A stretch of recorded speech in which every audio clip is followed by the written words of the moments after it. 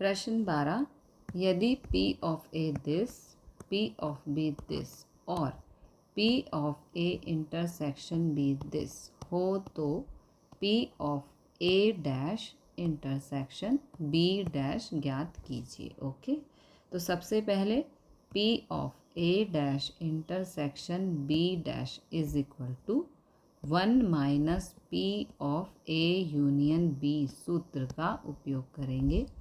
इसके लिए प्रथम P of A union B ज्ञात करेंगे। योग के नियम के अनुसार, ये है योग का नियम, यहाँ पर वैल्यूज़ पुट कर देंगे। P ऑफ A है 1/3, P ऑफ B है 2/3, P of A intersection B है 1/6। यहाँ पर एलसीएम लेंगे तो नीचे आएगा 6, ऊपर 2 + 4 - 1, 4 + 2 हो गया 6, 6 - 1 करने पर आएगा 5, तो ये आ गया 5/6। A यूनियन B का मान आ गया 5/6।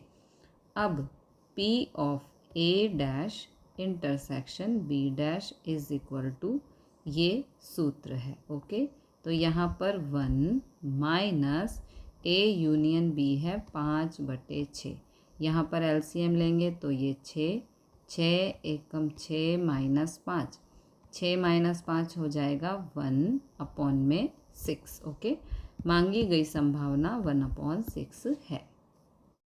प्रश्न 13, यदि P ऑफ B बराबर दिस बराबर 0.4 हो तो P of A intersection B ज्ञात कीजिए। ओके, तो हमें यहाँ पर ये दोनों वैल्यूज़ एक दूसरे के बराबर दी हैं।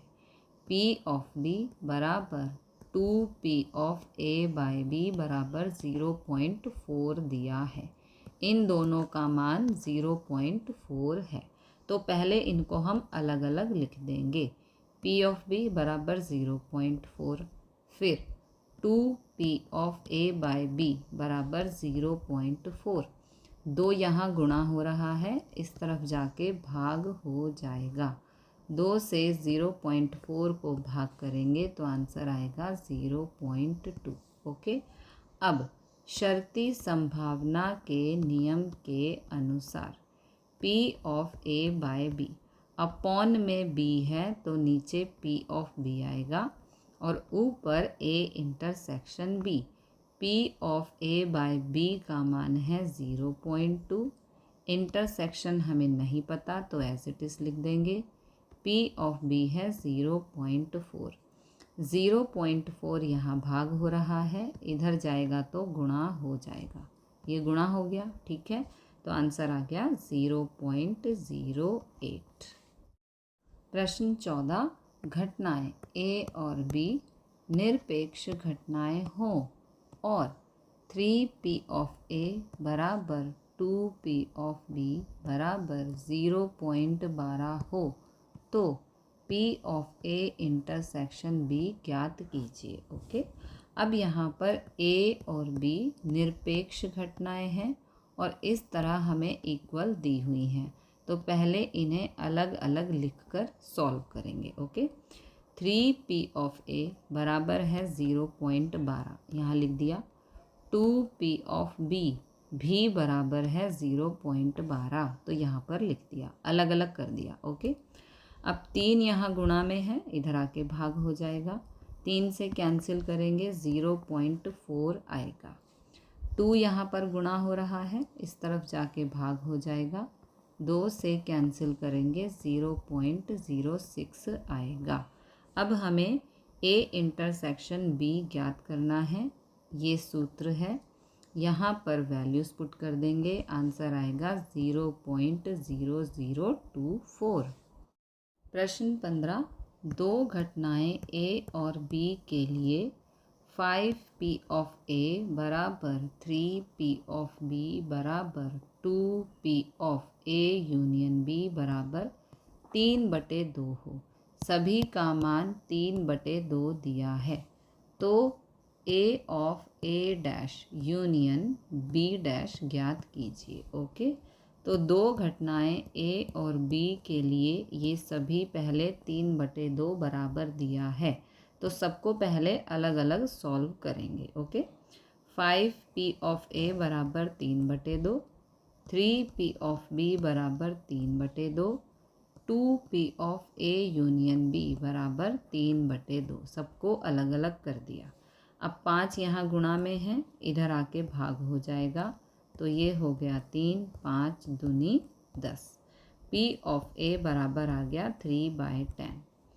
3 यहाँ पर गुणा हो रहा है, इस तरफ जाएगा तो भाग में चला जाएगा। 3 दूनी 6 होता है, ये हो गया 3/6। 3 एकम 3, 3 दूनी 6, तो आ गया 1/2। p ऑफ बी आ गया 1/2। फिर यहाँ पर 2 यहाँ पर गुणा हो रहा है, इस तरफ जाएगा तो भाग में चला जाएगा। 2 दूनी 4, ये आ गया 3/4। ए यूनियन बी का मान आ गया 3/4। ओके, अब योग के नियम के अनुसार, ये है योग का नियम। यहाँ पर हमने फार्मूला लगा दिया, अब इसमें वैल्यूज़ पुट कर देंगे। p of A union B है 3/4, p ऑफ ए है 3/10, p ऑफ बी है 1/2। इंटरसेक्शन हमें नहीं पता, तो ये एज इट इज़। ओके, अब इसे हम सिंप्लीफाई करेंगे। यहाँ पर ये माइनस में है इंटरसेक्शन, इसको इस तरफ शिफ्ट करेंगे तो प्लस हो जाएगा। 3/4 यहाँ प्लस में है, इधर आके माइनस में हो जाएगा। 10, 2 और 4 का लेंगे एलसीएम तो 20, ऊपर आएगा 6 + 10 - 15, 6 + 10 16, 16 - 15 होता है 1, तो ये आ गया 1/20। ए इंटरसेक्शन बी आ गया 1/20। अब p of A dash union B dash बराबर इसका ये सूत्र है। ओके, तो 1 माइनस इंटरसेक्शन आया है 1/20, 20 एकम 20 - 1, 20 - 1 हो गया 19, तो आंसर आ गया 19/20। प्रश्न 16, दो निरपेक्ष घटनाएं ए और बी के लिए p of A intersection B बराबर है 0.12 और p ऑफ बी बराबर 0.3 हो तो a यूनियन बी ज्ञात कीजिए। दो घटनाएं निरपेक्ष हैं। ओके, तो p of A intersection B बराबर ये है सूत्र। तो इंटरसेक्शन दिया है 0.12, p ऑफ ए हमें नहीं पता, p ऑफ बी है 0.3। यहाँ पर 0.3 गुणा में है, इधर जाके भाग हो जाएगा, कैंसिल करेंगे तो p ऑफ ए बराबर 0.4 आएगा। अब योग के नियम के अनुसार, ये है नियम। ओके, यहाँ पर वैल्यूज़ पुट कर देंगे। p ऑफ ए है 0.4, p ऑफ बी है 0.3, इंटरसेक्शन है 0.12। इन सबको सॉल्व करके आएगा 0.58। This is the answer. प्रश्न 17, यदि a बराबर दिस और b बराबर दिस हो तो a यूनियन b और a इंटरसेक्शन b ज्ञात कीजिए। ओके, तो सबसे पहले a यूनियन b, ये a का मान है, ये b का मान है और ये है यूनियन। तो यूनियन में यहाँ से 1/2 लेंगे और यहाँ से 3 लेंगे, यानी कि यहाँ से पहला नंबर और यहाँ से लास्ट नंबर। ओके, ये हो गया यूनियन। अब a इंटरसेक्शन b, ये है a, ये है b और यहाँ पर है इंटरसेक्शन। इंटरसेक्शन का मतलब है कॉमन, जो नंबर्स दोनों में कॉमन है वही है इंटरसेक्शन। तो यहाँ से लेंगे 1 और यहाँ से लेंगे 2। Okay, this is the answer.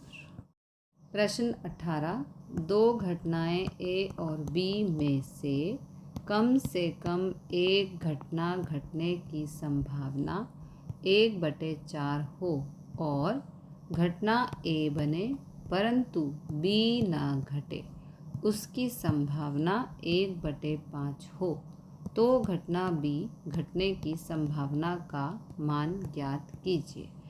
ए और बी में से कम एक घटना घटेगी। कम से कम है इसलिए यहाँ पर यूनियन आएगा जो दिया है 1/4।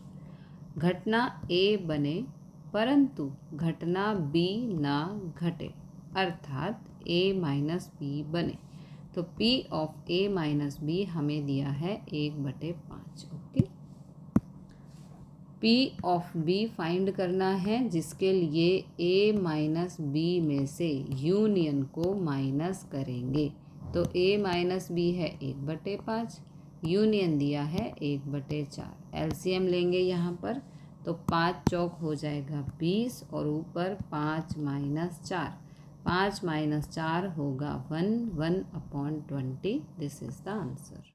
प्रश्न 19, घटनाएं ए और बी के लिए P ऑफ बी दिस और P of A dash intersection B this हो तो P of A by B ज्ञात कीजिए। ओके, तो P of A dash intersection B का ये सूत्र होता है, यहाँ पर वैल्यूज पुट कर देंगे।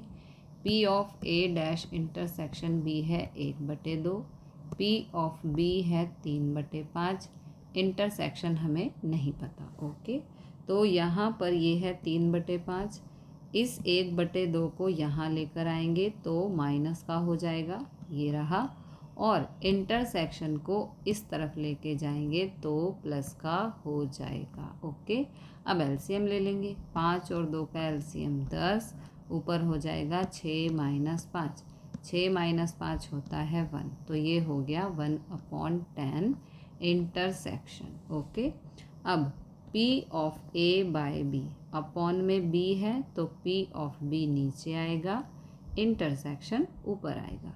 इंटरसेक्शन है 1/10, P ऑफ B है 3/5। ये वाली संख्या इधर जाके रेसिप्रोकल हो जाएगी, ये 3/5 है, यहाँ पर 5/3 हो जाएगा। अब कैंसिल कर देंगे, 5 एकम 5, 5 दूनी 10, 2 तिया 6 और ऊपर रह गया 1। ठीक है, तो P of A by B is equal to 1/6, ये हो गया आंसर। प्रश्न 20, 10 व्यक्तियों के समूह में 6 व्यक्तियों के पास पासपोर्ट है।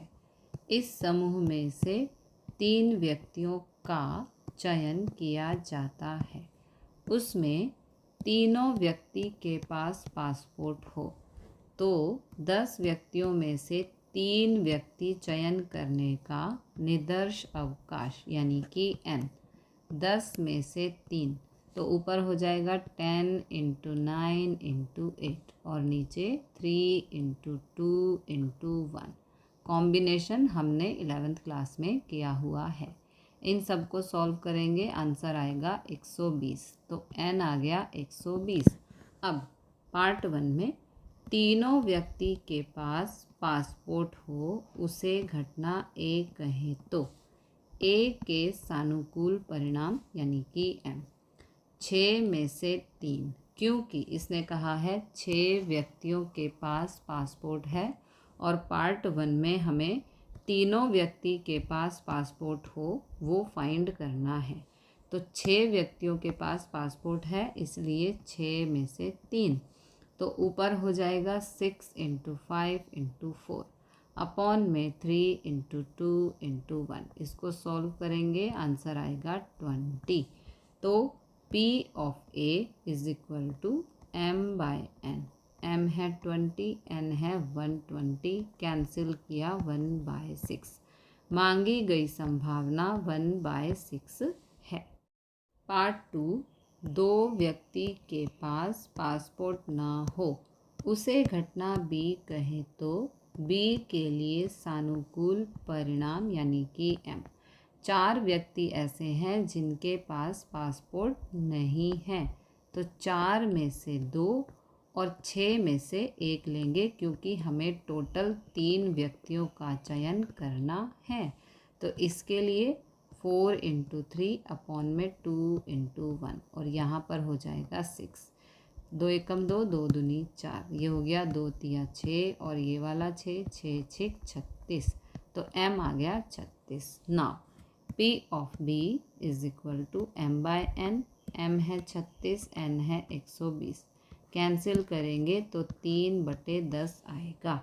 मांगी गई संभावना 3/10 है। प्रश्न 21। किसी वर्ष के बजट में पुरुषों की आय के लिए आयकर मर्यादा में वृद्धि हो, उसकी संभावना 0.66 और स्त्रियों की आय के लिए कर मर्यादा में वृद्धि होने की संभावना 0.72 है। पुरुषों और स्त्रियों की ऐसे दोनों की आय के लिए आयकर मर्यादा में वृद्धि हो, उसकी संभावना 0.47 हो, तो उस वर्ष के बजट में पुरुषों और स्त्रियों दोनों में से सिर्फ एक की आय के लिए आयकर मर्यादा में वृद्धि हो और दूसरा पॉइंट दिया है उसकी हमें संभावना ज्ञात करनी है। ओके, तो ए बराबर बजट में पुरुषों की आय के लिए आयकर मर्यादा में वृद्धि हो, वह घटना P of A बराबर 0.66। बी बराबर बजट में स्त्रियों की आय के लिए आयकर मर्यादा में वृद्धि हो, वह घटना P of B 0.72। A intersection B बराबर पुरुषों और स्त्रियों की दोनों की आय, यहाँ पर दोनों की आय है इसलिए इंटरसेक्शन है। ओके, के लिए आयकर मर्यादा में वृद्धि हो, वह घटना P of A intersection B बराबर 0.47 है। पार्ट 1 में हमें फाइंड करना है पुरुषों और स्त्रियों दो में से सिर्फ एक की आय के लिए आयकर मर्यादा में वृद्धि हो, वह घटना अर्थात A घटे और B न घटे अथवा B घटे और A न घटे। ओके, यानी कि यहाँ पर अंतर घटना बनती है A माइनस B अथवा B माइनस A घटे। ओके, सिर्फ एक की आय के लिए आयकर मर्यादा में वृद्धि हो बराबर P of A minus B plus P of B minus A। यहाँ पर अथवा है इसलिए यहाँ पर प्लस लगा है। अब इसका ये सूत्र होता है, इसका ये सूत्र होता है। यहाँ पर वैल्यूज़ पुट कर देंगे, इन दोनों को माइनस करेंगे 0.19, इन दोनों को माइनस करेंगे 0.25, इन दोनों को प्लस करेंगे, आंसर आएगा 0.44। पार्ट 2, पुरुष और स्त्रियों में से किसी की आय के लिए आयकर मर्यादा में वृद्धि न हो अर्थात A dash intersection B dash बने P of A dash intersection B dash is equal to होता है 1 minus P of A union B।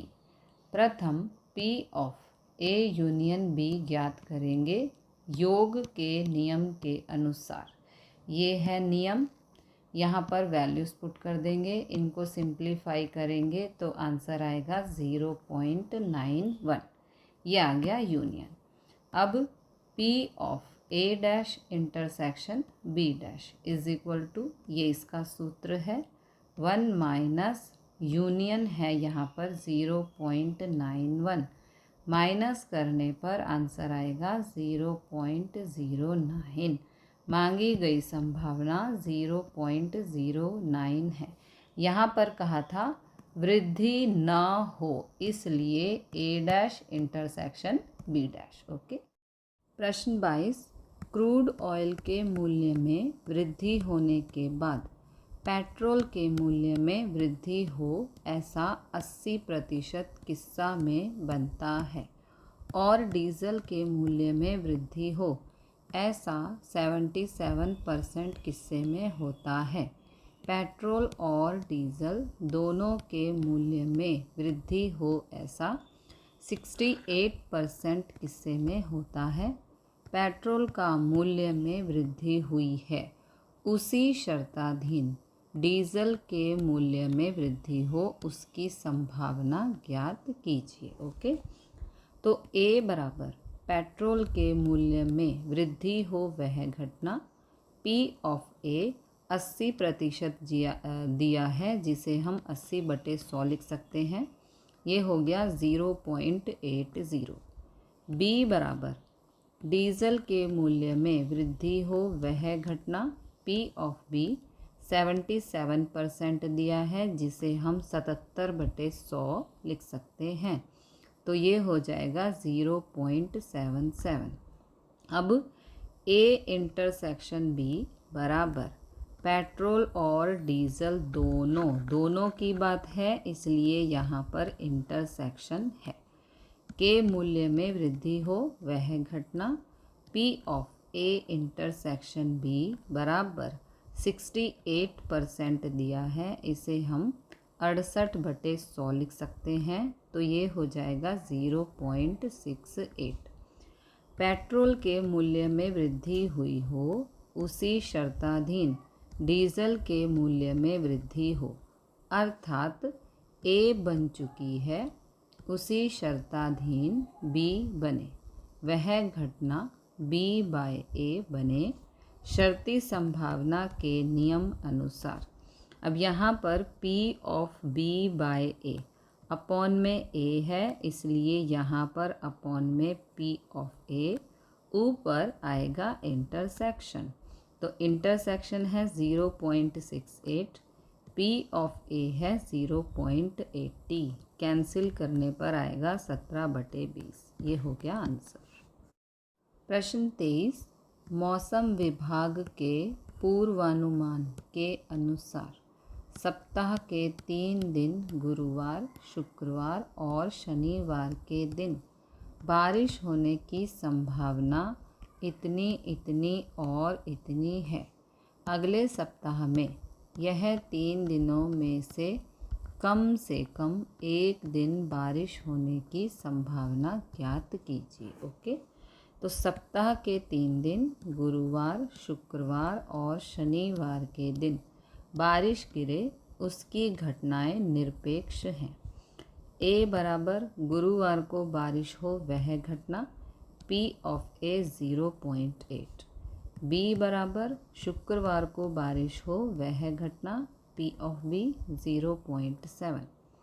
सी बराबर शनिवार को बारिश हो वह घटना, P ऑफ सी बराबर 0.6। ओके, अब क्योंकि घटनाएं निरपेक्ष हैं तो इस तरह से यहाँ पर सूत्र लगाएंगे, यानी कि इंटरसेक्शन करेंगे। अगला सप्ताह में 3 दिनों में से कम एक दिन बारिश होने की घटना, अर्थात A union B union C, यहाँ कम से कम है इसलिए यूनियन बने, तीनों घटनाएं निरपेक्ष हैं, अतः योग का नियम निम्नानुसार बनेगा। ओके, तो ये सूत्र है, यहाँ पर वैल्यूज पुट करके सिंप्लीफाई करेंगे। ओके, इन तीनों को प्लस करेंगे तो ये आएगा, इन दोनों को गुणा करेंगे तो ये आएगा, इन दोनों को गुणा करने पर ये आएगा, इन दोनों को गुणा करेंगे तो ये आएगा, और यहाँ पर गुणा करेंगे तो ये आएगा। अब इन सब को सॉल्व करेंगे तो आंसर आएगा 0.976।